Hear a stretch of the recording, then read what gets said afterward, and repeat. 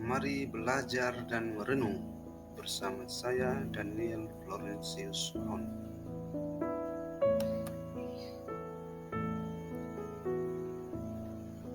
Pembahasan kita kali ini tentang panggilan para murid Yesus. Mendapat panggilan dari orang lain dapat menjadi pengalaman yang biasa-biasa saja, tetapi juga menjadi pengalaman yang istimewa bagi kita, tergantung dari siapa yang memanggil. Kalau yang memanggil adalah tokoh-tokoh ternama, orang-orang yang memiliki pengaruh, memiliki kewibawaan, dan bukan orang yang biasa, maka pengalaman panggilan itu akan menjadi pengalaman yang istimewa dan luar biasa.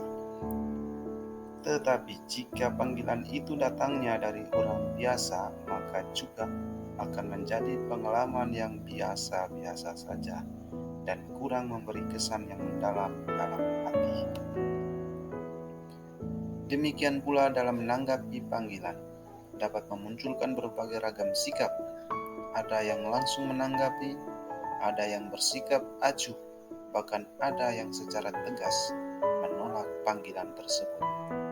Kisah para murid dapat menjadi bahan refleksi bagi kita dalam menanggapi panggilan Yesus. Injil Matius bab 4 ayat 18 sampai 22 menceritakan ketika Yesus sedang berjalan menyusur danau Galilea, ia melihat dua orang bersaudara, yaitu Simon yang disebut Petrus dan Andreas saudaranya. Mereka sedang menebarkan jala di danau, sebab mereka penjala ikan. Yesus berkata kepada mereka, "Mari, ikutlah aku, dan kamu akan kujadikan penjala manusia." Lalu mereka pun segera meninggalkan jalannya dan mengikuti dia. Dan setelah Yesus pergi dari sana, dilihatnya pula dua orang bersaudara, yaitu Yakobus anak Zebedeus dan Yohanes saudaranya, bersama ayah mereka Zebedeus, sedang membereskan jala di dalam perahu. Yesus memanggil mereka, dan mereka segera meninggalkan perahu serta ayahnya, lalu mengikuti dia. Penginjil Lukas menceritakan panggilan Lewi pemungut cukai. Ketika Yesus pergi keluar, dia melihat seorang pemungut cukai yang bernama Lewi sedang duduk di rumah cukai. Yesus berkata kepadanya, "Ikutlah aku." Maka berdirilah Lewi dan meninggalkan segala sesuatu, lalu mengikuti dia. Dan Lewi mengadakan suatu perjamuan besar untuk dia di rumahnya, dan sejumlah besar pemungut cukai dan orang-orang lain turut serta makan bersama-sama dengan dia. Orang-orang Farisi dan ahli-ahli Taurat bersungut-sungut kepada murid-murid Yesus, katanya, "Mengapa kamu makan dan minum bersama-sama dengan pemungut cukai dan orang-orang berdosa?" Lalu jawab Yesus kepada mereka, katanya, "Bukan orang sehat yang memerlukan tabib, tetapi orang sakit. Aku datang bukan untuk memanggil orang benar, tetapi orang berdosa, supaya mereka bertobat." Lukas bab 5 ayat 27 sampai 32. Jika kita mencermati kisah panggilan murid Yesus dari kedua kutipan Injil tadi, maka kita akan menemukan beberapa hal penting. Yang pertama,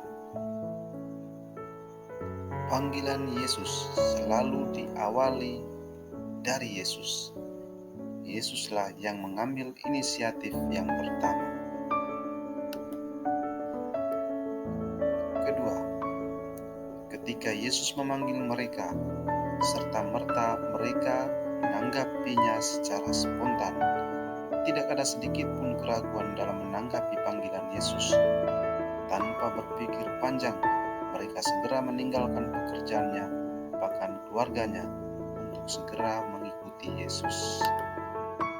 Ketiga, mereka yang dipanggil oleh Yesus bukan orang-orang kaya dan orang mapan dalam hidupnya, bukan para pejabat atau penguasa, melainkan para nelayan, orang yang hidupnya sederhana, bahkan cenderung berkekurangan, juga orang-orang yang dianggap berdosa. Keempat, ketika mereka mendapat panggilan Yesus, mereka rela meninggalkan segala-galanya, pekerjaan, bahkan keluarganya. Mereka mengikuti Yesus tanpa bertanya-tanya, tanpa meminta jaminan lebih dahulu. Mereka begitu mempercayai Yesus. Ini merupakan peristiwa yang sangat luar biasa, karena sebelumnya mereka tidak mengenal siapa Yesus. Ketika memanggil murid-muridnya, memang Yesus tidak menentukan syarat apapun, tetapi dalam berbagai pengajarannya, Yesus menyampaikan beberapa persyaratan itu. Setiap orang yang mau mengikuti Aku, ia harus menyangkal dirinya, memikul salibnya, dan mengikuti Aku.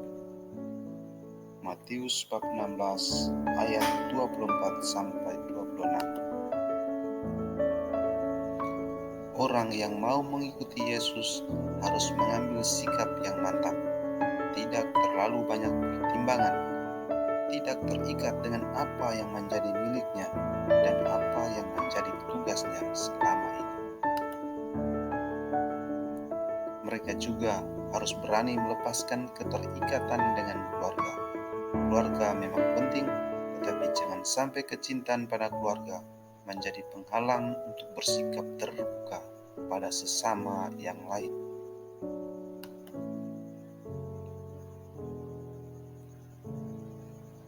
Terima kasih.